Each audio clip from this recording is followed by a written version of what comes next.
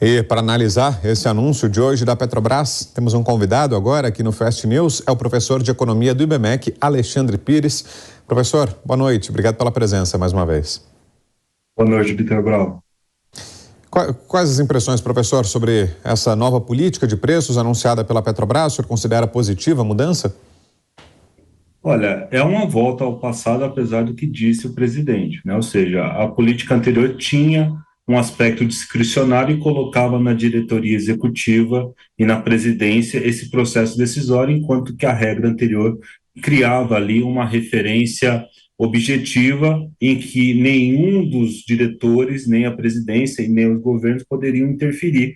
Era uma regra clara que estava causando problemas em razão de uma volatilidade, de uma alta do preço dos petróleos no mercado internacional, mas todo mundo sabia o que estava sendo feito, ou seja, que a Petrobras estava perseguindo ali lucros, retornos, ou seja, um comportamento mais próximo de uma empresa que busca uma eficiência econômica. Agora, nós não sabemos se a Petrobras vai ser usada novamente com objetivos ou de política social, por exemplo, baixando o preço do gás de cozinha, ou se ela vai ser usada com objetivos de incentivo ao consumo, ao desenvolvimento, tentando baixar ali os custos logísticos via diminuição do preço do diesel, né? Ou seja, agora está aberto para qualquer tipo de ação, e isso nós só vamos descobrir com o uso, né, e a implantação desse sistema. Essa queda de 12%, em média, aí, nos principais insumos, ou melhor, nos principais produtos, ela não tem ali uma explicação clara, né? Ou seja, é um cálculo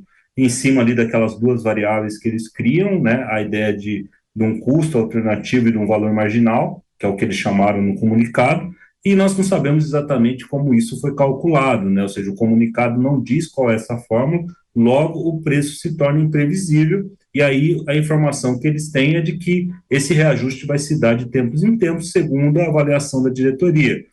Isso gera uma situação de insegurança. É claro que o acionista majoritário é o governo, mas existem acionistas minoritários que ficam agora numa situação de incerteza, e ao mesmo tempo o mercado brasileiro de petróleo, né, e dos seus derivados volta a ter ali um tacão muito duro do governo determinando o preço, ou seja, o preço do combustível volta a ter uma dinâmica que é uma dinâmica de preço administrado, nitidamente administrado, sem nenhum referencial de mercado. Não que o sistema anterior fosse perfeito, mas existia pelo menos o referencial do preço internacional.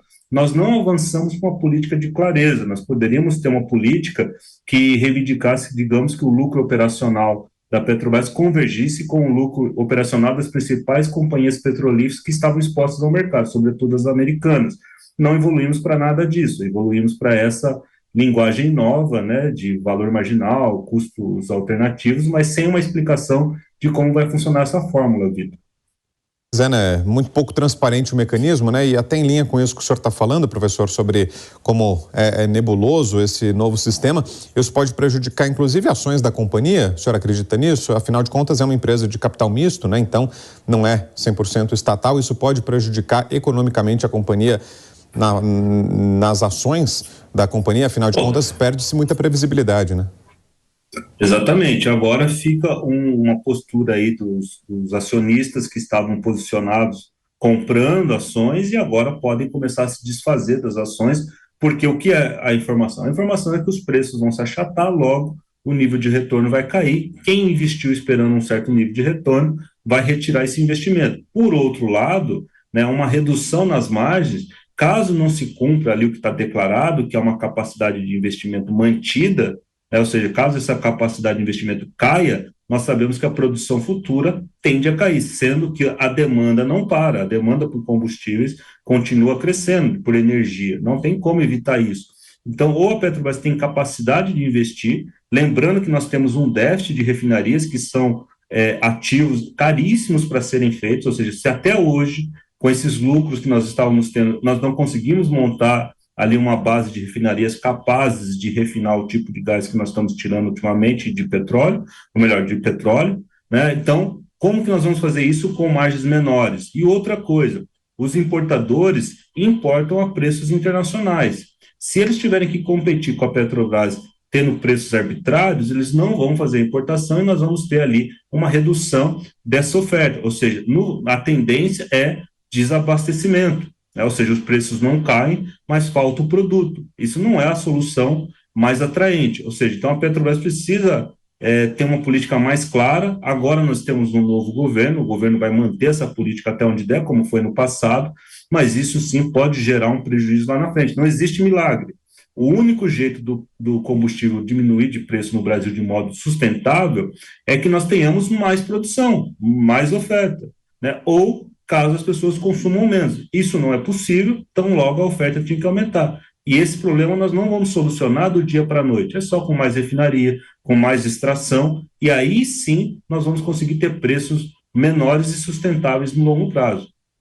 Pois é, o senhor falava sobre o lucro da Petrobras, professor, e o próprio presidente Lula já criticou por mais de uma vez publicamente o lucro da Petrobras, que no ano passado bateu recorde, né?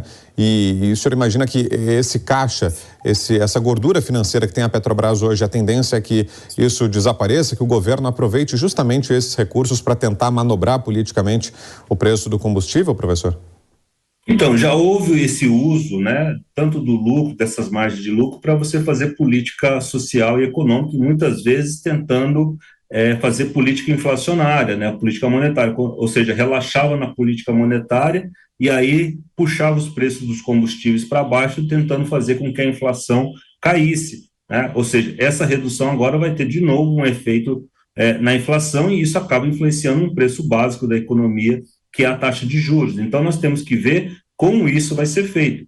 Por enquanto, não há transparência, né? E aí nós ficamos preocupados com qual ponto, né? Ou seja, se isso vai evoluir para um processo novamente de administração de preços, como aconteceu no passado. Esse sinal é ruim, né? Porque agora os investidores, os principais agentes econômicos, começam a achar, sim, né, que nós estamos voltando ali para nova matriz econômica, ou seja, a velha nova matriz econômica.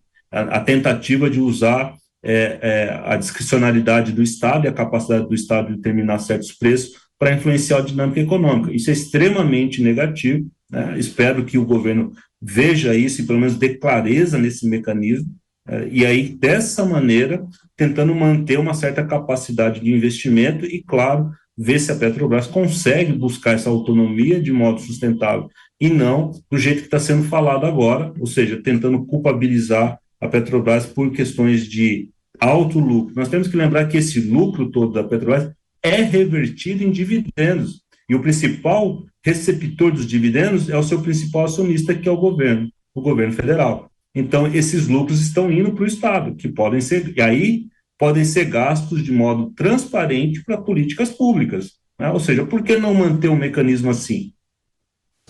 Perfeito, é a análise do professor de economia do IBMEC, Alexandre Pires. Obrigado, professor, pela presença, pelas informações. Uma boa noite, até uma próxima. Boa noite, Vitor. Obrigado pelo convite. Imagina.